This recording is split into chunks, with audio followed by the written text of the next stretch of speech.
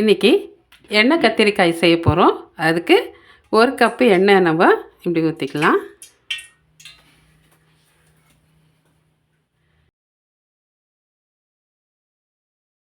ஏலக்காவும் பட்டையும் போட்டுக்கலாம். கொஞ்சம் மிளகு, கொஞ்சம் வெந்தயம் 1 டீஸ்பூன் அளவுக்கு போட்டுக்கலாம்.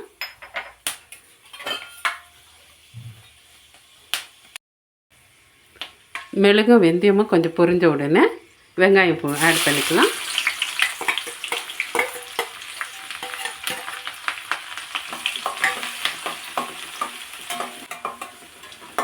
ஒரு 50% அளவுக்கு வெங்காயம் வந்து நல்லா வதங்கணும்.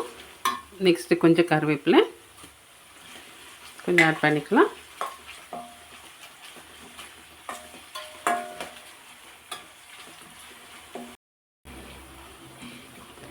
இப்போது இஞ்சி பூண்டு பேஸ்ட்டு 1 டீஸ்பூன் அளவுக்கு இஞ்சி பூண்டு பேஸ்ட்டு சேர்த்துக்க. அது கொஞ்சம் நல்லா ஃப்ரை ஆகணும்.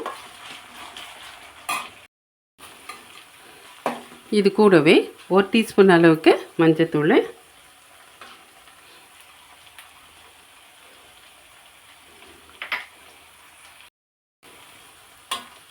மிளகாத்தூள் வந்து ஒரு 1.5 டீஸ்பூன் அளவுக்கு சேர்த்துக்கோங்க.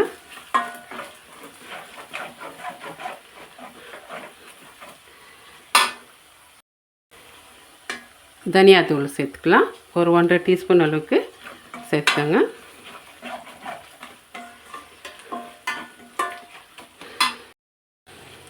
கூட நம்ம அரைச்சி வச்சுருக்கிற தக்காளியை சேர்த்துக்கலாம். நல்ல பழ தக்காளியை எடுத்து நீங்கள் நல்லா அரைச்சி வச்சுக்கோங்க. அதை வந்து கிரைண்ட் பண்ணி வச்சுட்டு அதை வந்து சேர்த்துக்கலாம்.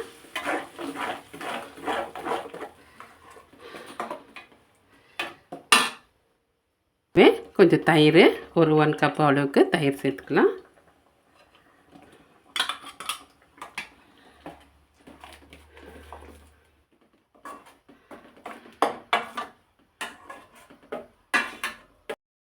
இப்போ சால்ட்டு, இதுக்கு எவ்வளோ தேவையோ அவ்வளோ சால்ட்டு ஆட் பண்ணிக்கோங்க.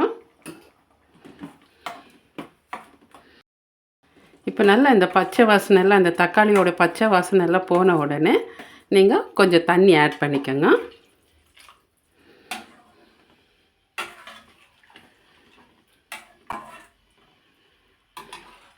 தண்ணி ஆட் பண்ணிவிட்டு அது நல்லா கொதிக்கட்டும். இது நல்லா இப்படி கொதி வரும்போது கத்திரிக்காய் வேணும் மாதிரி நல்லா கட் பண்ணி, பூச்சி இருக்கா இதை பார்த்துட்டு க்ளீனாக கட் பண்ணி அதை வச்சுக்கோங்க. இப்போ அந்த கத்திரிக்காய் வந்து இதில் வந்து நம்ம ஆட் பண்ணிக்கலாம்.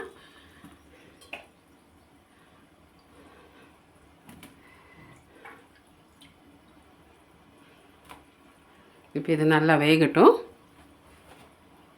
ஒரு 10-15 மினிட்ஸ் ஆகட்டும். அது நல்லா வெந்துடும். கத்திரிக்காய் கொஞ்சம் இப்படி வெந்து வந்த பிறகு கொஞ்சம் புளி தண்ணி வந்து கொஞ்சம் ஆட் பண்ணிக்கலாம்.